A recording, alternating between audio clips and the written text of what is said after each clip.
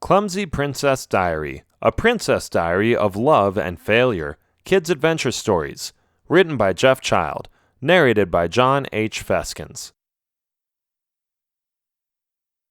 Introduction.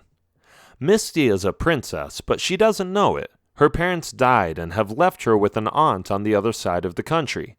That is the place she stayed. That is the place she calls home. But now things have changed, dramatically. The announcement that Misty is a princess has changed her view on herself, the country, and her parents. Will this clumsy girl be able to live up to the expectations of her stern, serious stepmother? Only time will tell. But in the meantime, how about you keep listening to this fun, girly story about a princess who discovered her royal heritage? Go on and start already. Chapter 1. That is just me. You have probably never heard of me because I have never been popular in school, at work, in the neighborhood, the village, or anywhere really. My name is Misty, and I live in the tiny village of Craftfield. The name Craftfield was obviously derived from all the guilds there. Everybody was part of some guild. Everyone had some kind of craft they were good at, whether it was forging weapons, sewing and dressmaking, farming, making jewelry, or painting the scenery behind the village. That beautiful snow-peaked mountaintop everybody was always bragging about to visitors. It was a peaceful village. I never had too many problems there. Like I said, everyone was good at something or multiple things. They all had specific skills that made them stand out and thrive in their own little businesses. There were blacksmiths, tailors, glass blowers, actors, musicians, cooks, and artists, all ready to share their talents with the many tourists and merchants who would come to our village in the summer. And me? I was good at nothing.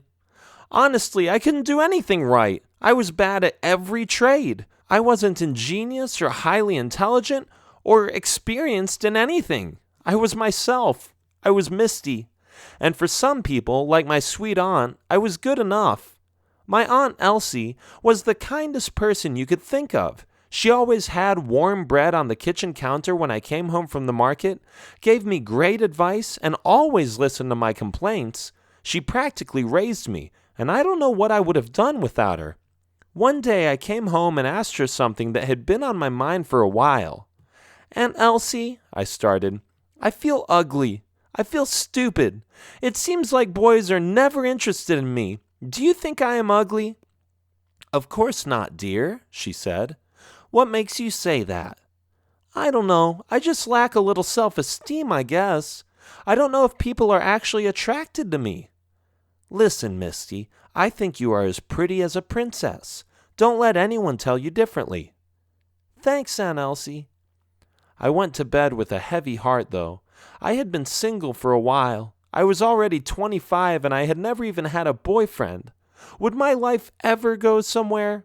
I picked up a book and started reading a little before I blew out the candle next to my bed. If I would have known what I found out the next day, I think I would have been a lot more cheerful that night.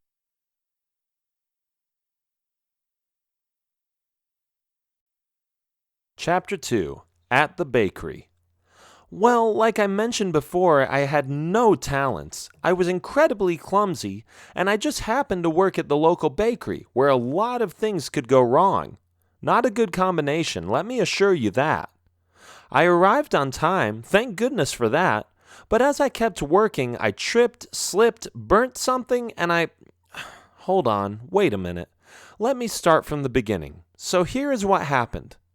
I was using the rolling pin for the dough perfectly. Nothing wrong about that. I put everything in the oven to let it bake. Fantastic. Everything's still okay. But then it happened. I was happily serving customers and watching the bread in the oven. It was simple. Just talk to a customer, give them what they need, and look back after every order to see if the bread was done yet. But then he came in. I still don't know his name, but all I knew was that he took my breath away with his long strides and his waving hair. He entered the bakery, stood in line for a few minutes, and then asked, "Can I have a loaf of white bread, please? One of those in the corner?" Wow, he spoke to me. He actually spoke to me, and he smiled when he did it. That had to be a sign, right? The whole bakery stopped in my imagination. The world around me slowed down and I started daydreaming. I stared at those glimmering blue eyes and sighed when I saw him quickly stroke his hair with his left hand. I could see ourselves riding a horse through romantic landscapes in the shimmering moonlight, dressed in royal attire and meant to be together. I could picture our first kiss, the very moment we would completely throw ourselves into each other's hands to be together forever. The vision became blurry. What was that smoke doing which came at our horse and us? Now my clothes were going to smell like smoke. I snapped out of it. It was actual smoke.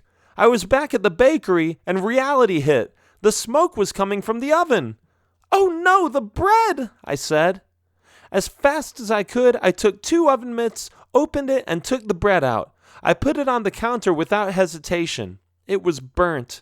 It had become useless. Terrible. My boss was never going to forgive me. But as if that wasn't bad enough, the mistake set a sequence of other catastrophes in motion, because the smoke blurred another baker's vision who had just walked into the room. She came in and saw the smoke. "What happened here?" she asked. "I'm sorry," I said. "I'll get rid of the smoke, and I will bake another loaf of bread."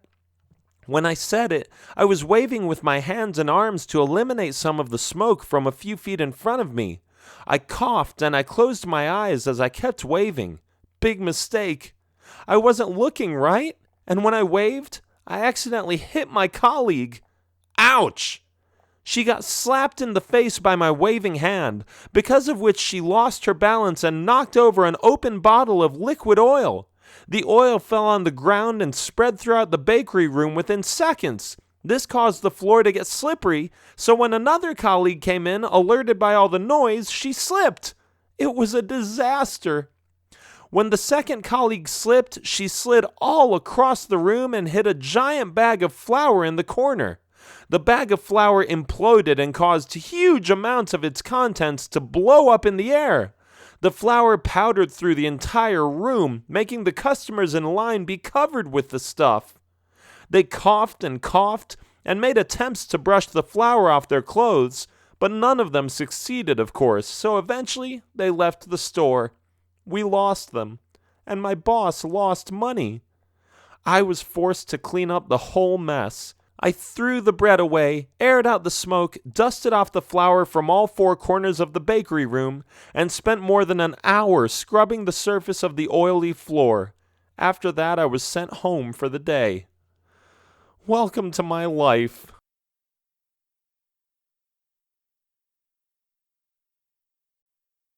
Chapter 3. The Trip.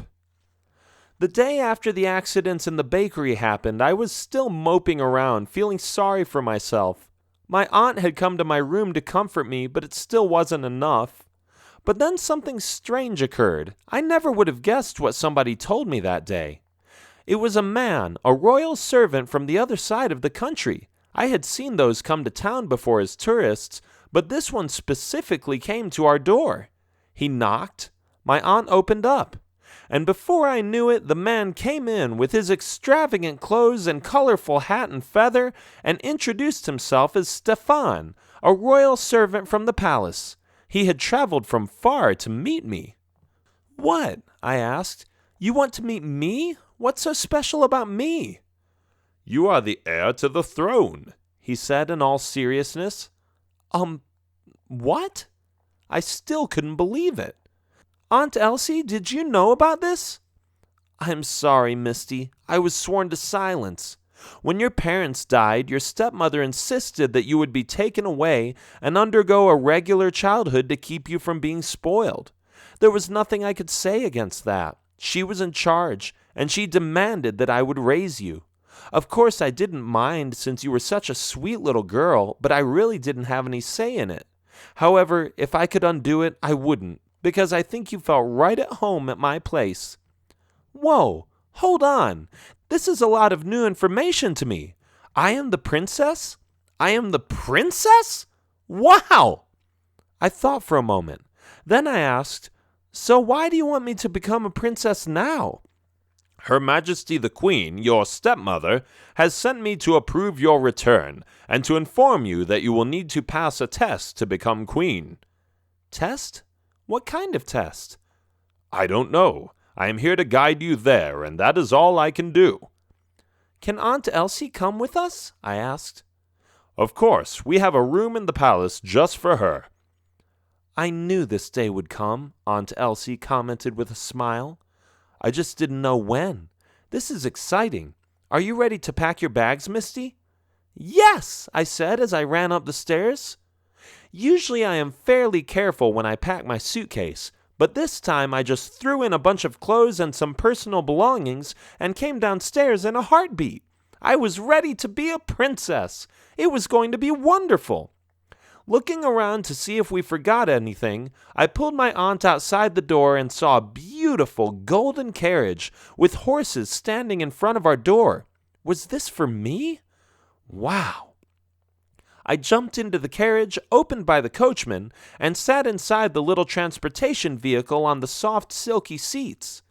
Go! I yelled excitedly. They were a little slow, but after some time they left. We rode through the streets of Craftfield. I looked out the window as we passed by the tiny homes with guilds and the visitors from different regions. Suddenly I realized I had forgotten something. Stop! I said. What is it? Aunt Elsie asked as the carriage came to a halt. I just realized I had to do something quickly. Just wait here. I will be back soon. I jumped out and ran around the corner until I reached the bakery. I opened the door and went inside. I asked where I could find my boss, and my colleague showed me the back room where she was at. Hey, she said, I told you not to come back until tomorrow. Do you even understand how many losses we suffered yesterday because of your stupidity? I just came here to tell you that. I quit, I said laughingly. Ha ha ha ha! With that, I ran outside and felt better than ever. What a relief! I never had to work at that awful place again. I went back to the carriage, stepped inside, sat down, and said, Carry on. We continued our journey, and I was happy as a clam. On the way to the palace, we saw mountains, rivers, green hills, and other landscapes.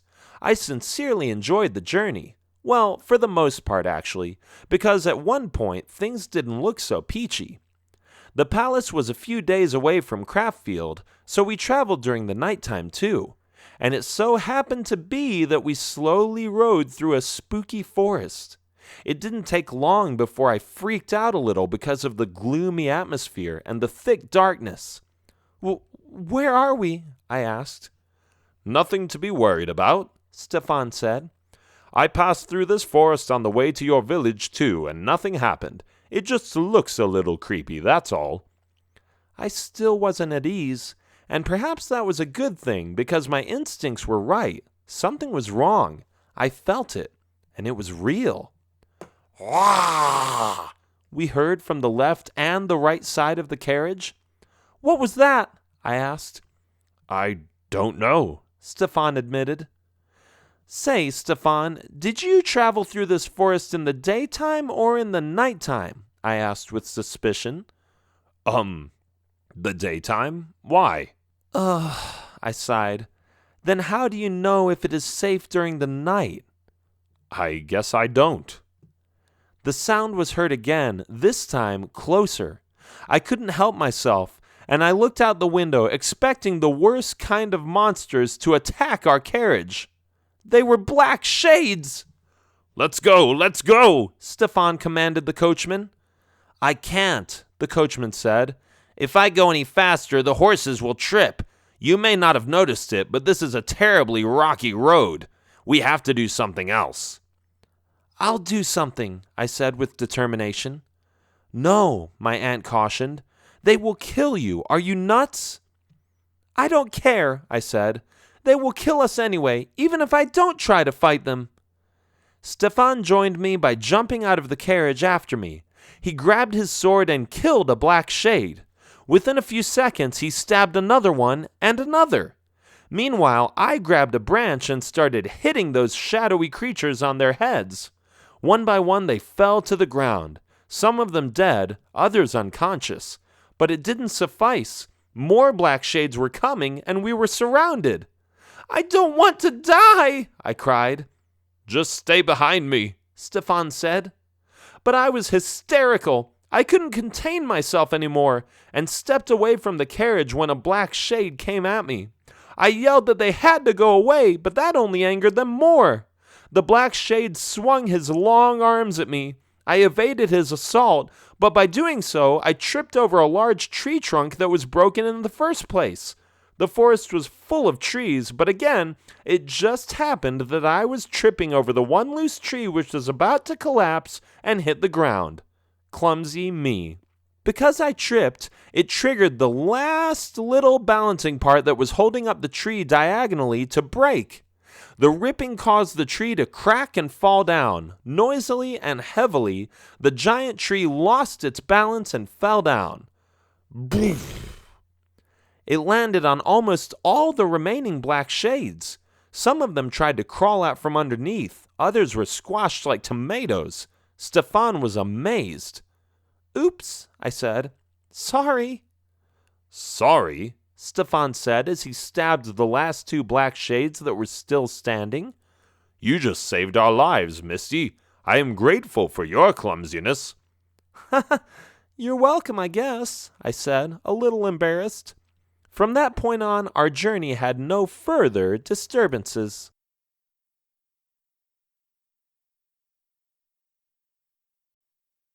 Chapter 4. Royal Customs. We arrived there in the afternoon and went inside immediately. The palace looked magnificent. Crystal decorations and golden ornaments were prevalent amongst the many towers, bridges, and beautiful garden area that surrounded this royal place. Inside there were red velvet carpets, glamorous mirrors, and historical knight armor pieces on either side of the hallway. It was a feast for the eyes to glance upon. We entered a big room. There she was, my stepmother. "Hello," she said, pleasantly surprised by our late arrival. "Any problems along the way?" she asked Stefan. "Nothing we couldn't solve, Your Highness." "Excellent," she said. "Then let's meet the newbie." She walked towards me and extended her hand. "Pleased to meet you," I said. "It's good to finally see you, Misty. And although I did not want you to grow up here, bathing in luxurious comforts, I do care for you. And it was my own decision to have you experience the outside world to rule them more wisely. I think after all this time, your Aunt Elsie sees the benefits of these arrangements, don't you, Elsie?" "Yes, Your Highness, and we are happy to be here." "Very well, then let's get to it. Perhaps you have already discussed my character on the road, but let me be clear as glass. I am concerned about you, and you will notice that I can be very patient and tolerant. However, you may have also talked about my strict observance of royal rules in accordance to the etiquette we should maintain, so we can be a good example to our servants and citizens." "We talked about it a little bit," I admitted. "Then I will immediately introduce you to the manners and habits you will need to refine to qualify." "Wait," I said. "Do you mean that I am not allowed to be an actual princess yet until I master some etiquette?" "You are a bright one, aren't you?" "Yes, that's exactly what I am saying." "But I am the princess," I protested. "You have no right to deny me that privilege. It's my heritage." "I know," she said. "That is why we have to get on it right away. I am the queen, and I have the authority to determine the rules here. So come along, and I will show you what you have to do." I still didn't like her attitude, but I think she was also a little fed up with mine. Clearly there was no arguing with this woman. She was focused and stern, and would see to it that I would behave according to her guidelines. We left the room and entered the dining room. She ordered one of the waiters in there to get lunch.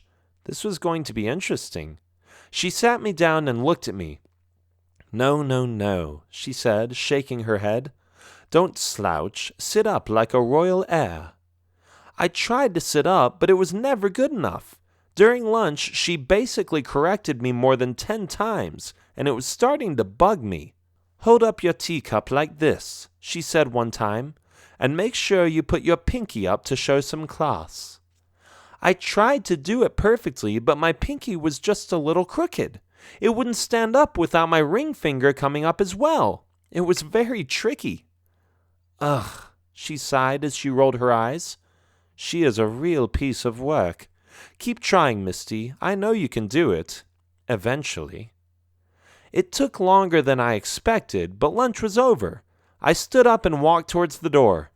No, the Queen said again. Now what did I do wrong? Walk like a princess, she criticized, elegantly, smoothly, softly, and upright.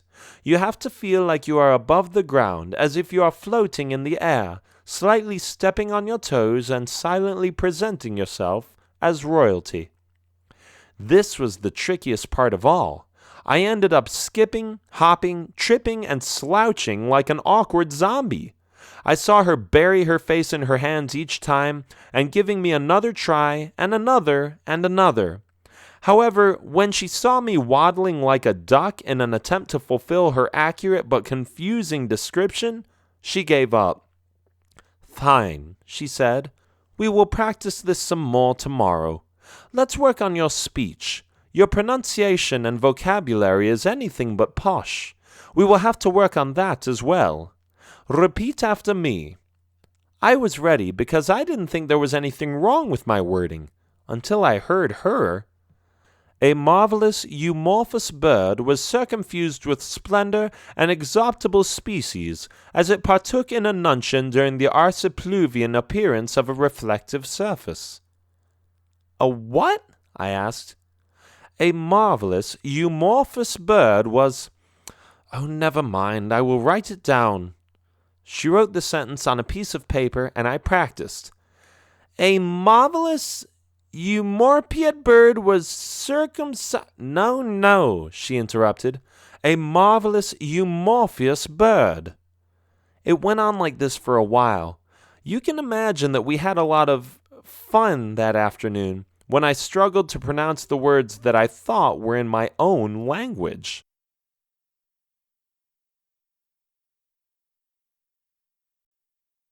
Chapter 5. The Dance. The next day, we went to the ballroom. It looked fantastic. Shiny, classic mirrors and paintings from the Renaissance era were on all four walls, and the polished marble floor was like a mirror itself. Today you will learn how to dance. This is dancing day, my stepmother said. Oh, but I can dance already, I bragged. Really? Show me. Music, please. The violins began to play. I was rocking it. I jumped up and down, I stepped back and forth, and I swung myself to the corner. After a few steps that looked like breakdancing moves, I landed on my knees and slid a few yards across the room, raised my hand up and shouted, "Ta-da!" Oh, how disgraceful, the Queen complained. Youth nowadays. No style, no elegance, no sophistication. It's just terrible. Hey, I didn't do badly. I learned these moves from my friends in the village. Yes, the commoners. They know nothing, she said disrespectfully. Then you shouldn't have sent me there, I said. Enough of this. Stefan will show you how to dance like a true princess. Come here, Stefan. The servant walked towards me and took my hand. His other hand he placed on my lower back. The Queen started counting. 1, 2, 3. 1, 2, 3. Music, please. The music started playing again, and I must say that Stefan had quite the set of dancing skills. I didn't like it so much at first, but as we kept practicing, I began to enjoy it more. Stefan guided me like a knowledgeable teacher, and the Queen kept commenting on the little things. Dancing day was right. She made me practice for more than 5 hours before she gave me lunch. I was exhausted and retired to my bedroom. I leaned back in my comfortable chair and fell asleep. It was really nice. But then I woke up with a jolt. Shameful, the Queen said, who was standing next to me. The loud snoring. It's just disgusting. Excuse me, I silently said. I didn't know I was snoring. Oh, never mind that either.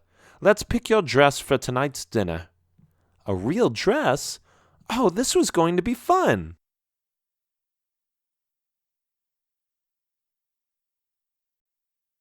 Chapter 7. My Dream Prince.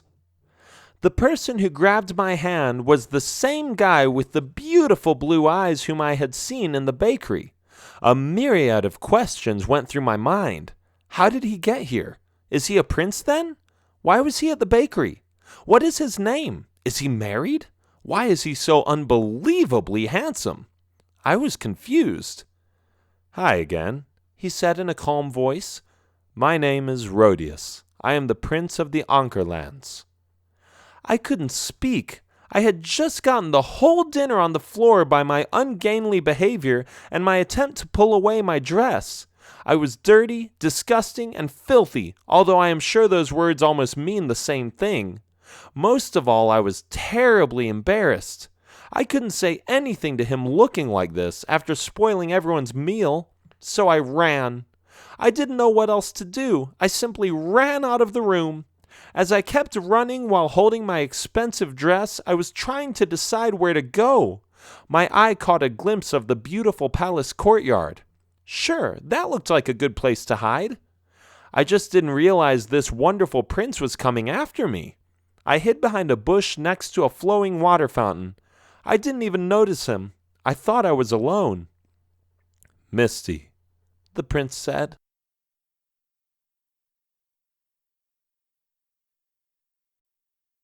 Chapter 8. A Princess After All.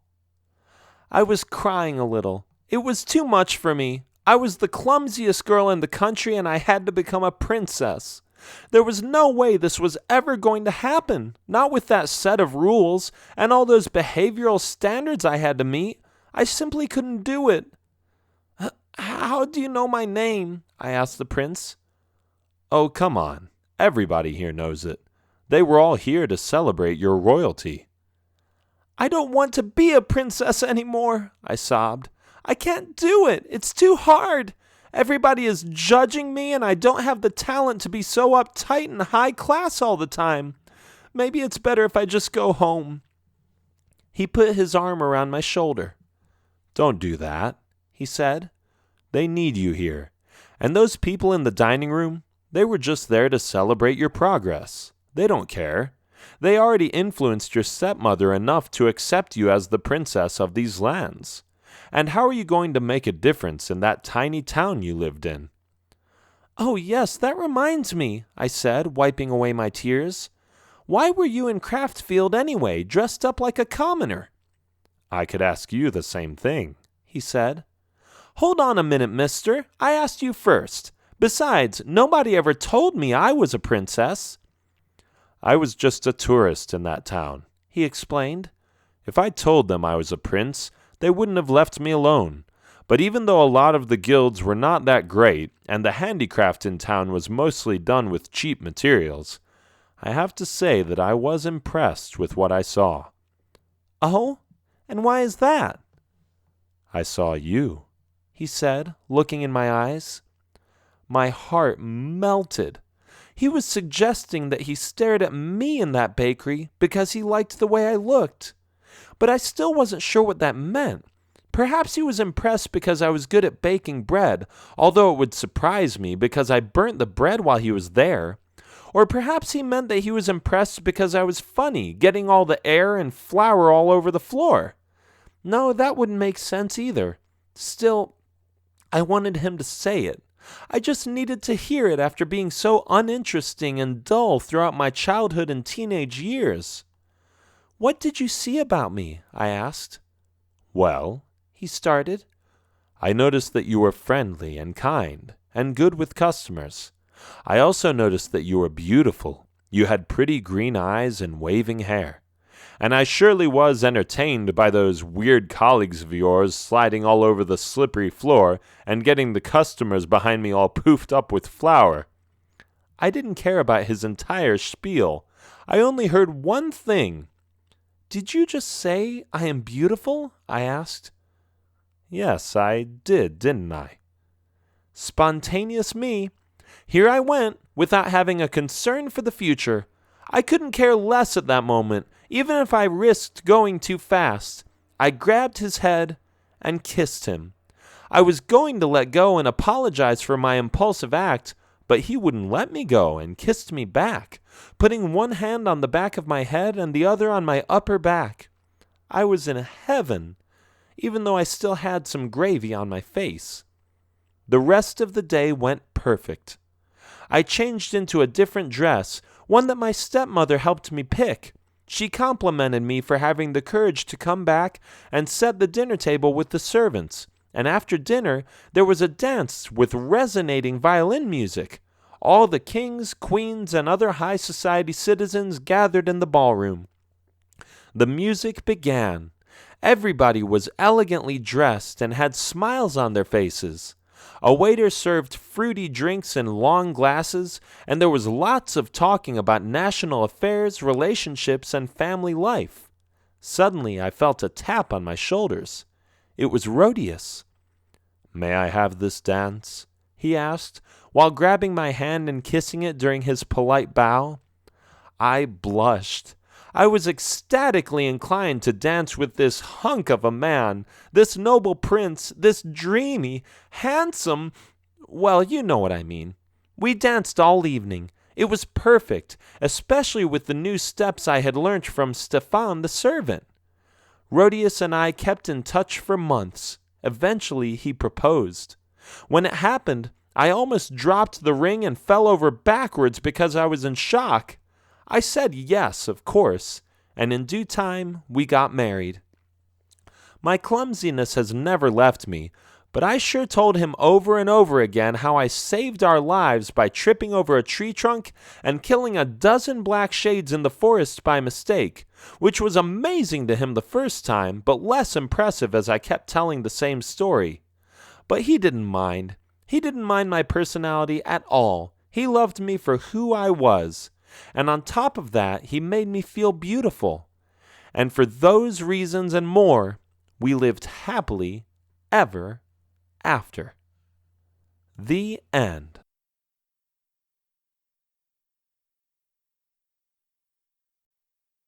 This has been Clumsy Princess Diary, a princess diary of love and failure, kids' adventure stories.